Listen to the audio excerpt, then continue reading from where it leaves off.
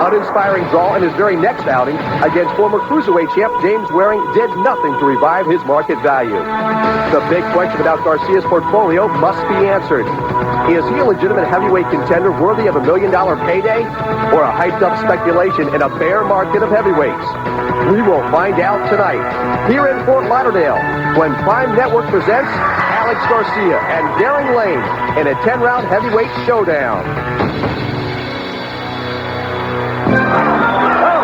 He's a tough son of a gun. I think he has punched himself out. It was over. After that second knockdown, he said, it's a war, ladies and gentlemen. Oh, very crisp. Ladies and gentlemen, a very good evening.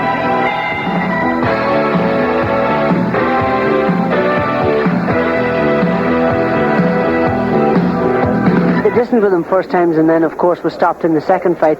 But very much an underrated fighter. Big, strong guy, very powerful and very confident guy. But he's hardly going to tell you he's going to lose. So I take all that with a pinch of salt.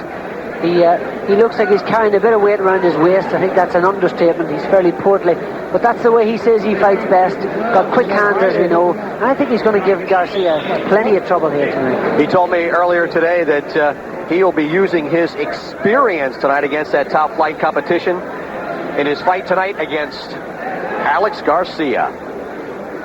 I gained experience by fighting fighters such as Renato Snipes, Riddick Bowe.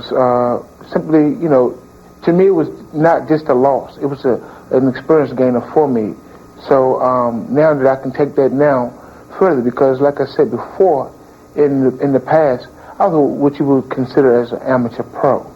Now I'm a more seasoned pro.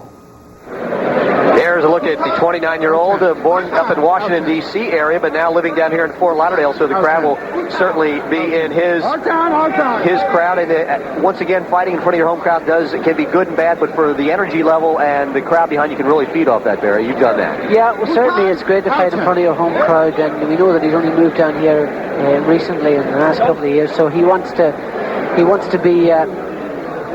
look good here tonight, and this is a great opportunity for him. He's got to take this and go for it with all his might. And Garcia's got a fight in his hands. He could have picked an easier opponent, certainly could have, but this guy's got it all to do, Alex Garcia.